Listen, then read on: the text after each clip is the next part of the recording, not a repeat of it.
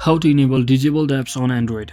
So hello guys, welcome back to my YouTube channel. In this video I'll be showing you how to enable disabled apps on Android.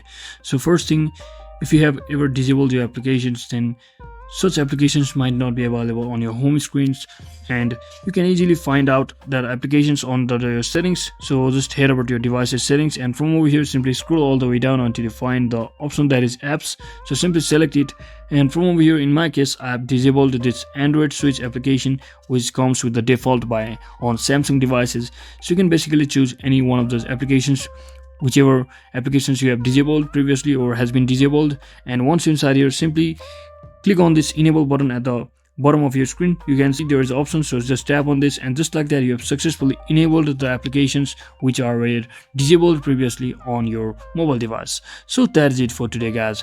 Thanks for watching. Don't forget to like and subscribe to the channel. See you on the next one.